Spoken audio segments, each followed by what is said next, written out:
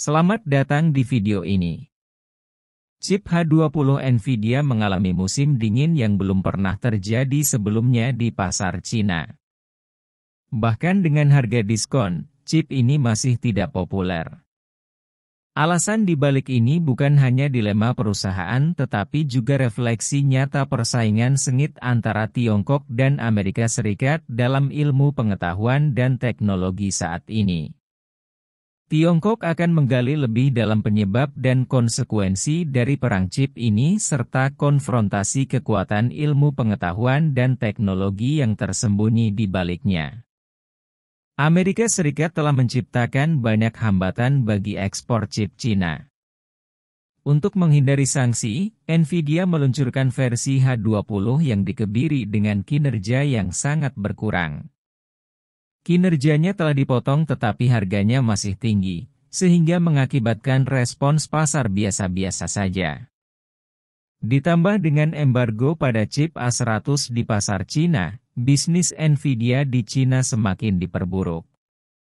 Pentingnya Nvidia di pasar Tiongkok sudah terbukti dengan sendirinya dan lebih dari 30% keuntungannya berasal dari pasar ini. Dapat dikatakan bahwa pasar Tiongkok adalah sapi perah yang kejam, tetapi sekarang pohon besar ini telah ditebang habis-habisan oleh kebijakan pembatasan pemerintah AS. Tanpa pasar Tiongkok, Nvidia tidak hanya menghadapi kerugian besar dalam keuntungan tetapi juga mungkin kehilangan posisi terdepan dalam teknologi dan pasar. Berbeda sekali dengan kesulitan Nvidia adalah kebangkitan pesat perusahaan chip lokal Tiongkok. Chip Ascend 910 milik Huawei memiliki indikator kinerja yang mendekati atau bahkan melampaui Nvidia A100. Pencapaian ini bukan hanya kemenangan bagi Huawei tetapi juga bukti kekuatan teknologi Tiongkok.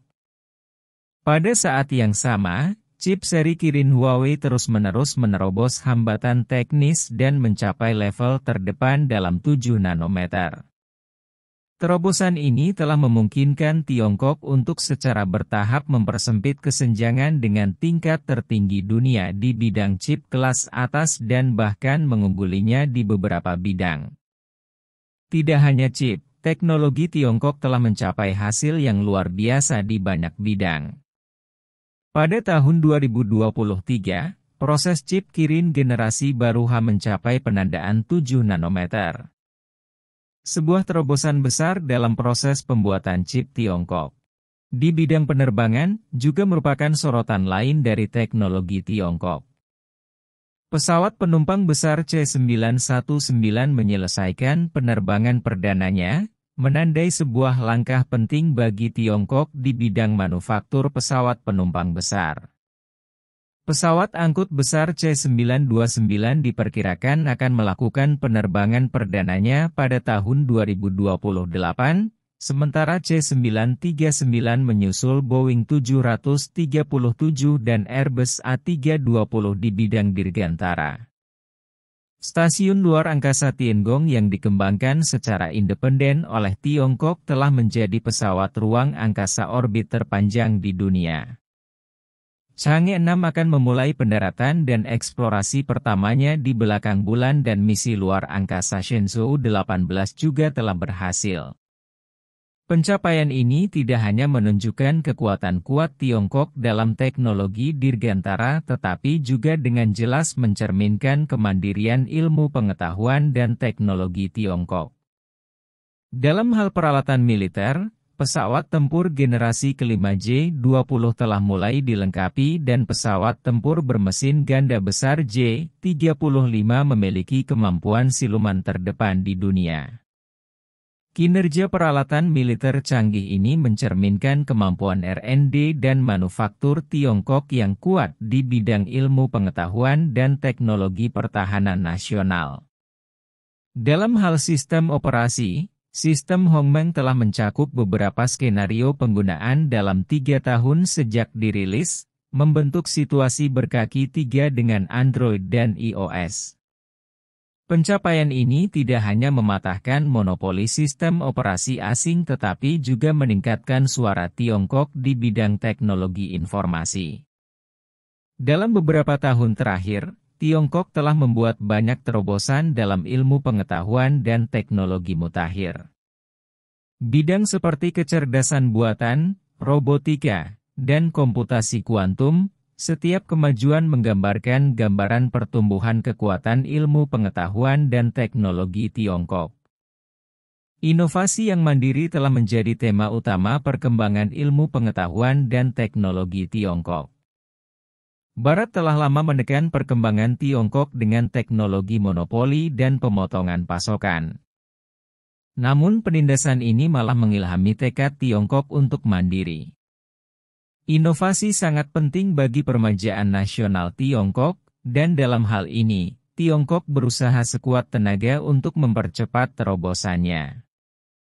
Kegagalan Nvidia di pasar Tiongkok tidak hanya menunjukkan bahwa kekuatan teknologi Amerika Serikat secara keseluruhan sedang menurun tetapi juga mencerminkan pesatnya perkembangan ilmu pengetahuan dan teknologi Tiongkok. Persaingan teknologi ini tidak hanya merupakan duel strategis mengenai masa depan negara dan status internasional. Perkembangan ilmu pengetahuan dan teknologi Tiongkok yang pesat menunjukkan bahwa Tiongkok pada akhirnya akan mencapai inovasi dan kemandirian yang mandiri dan membentuk kekuatan teknologi yang tak tergoyahkan. Mitos teknologi Amerika sedang ditembus dan menjadi cangkang yang sulit ditembus.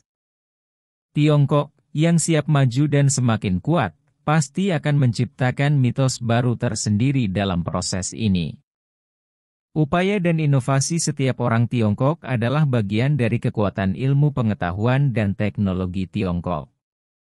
Tiongkok percaya bahwa dalam waktu dekat, kekuatan ilmu pengetahuan dan teknologi Tiongkok akan berdiri di puncak dunia dan menyumbangkan lebih banyak kearifan dan solusi Tiongkok terhadap perkembangan ilmu pengetahuan dan teknologi global.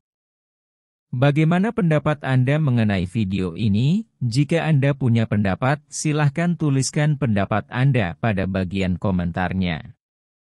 Dan jika Anda suka dengan video ini, silahkan klik like dan subscribe, dengan begitu kami akan membuat video lainnya untuk Anda semua. Terima kasih dan sekian dulu dan sampai jumpa di video berikutnya.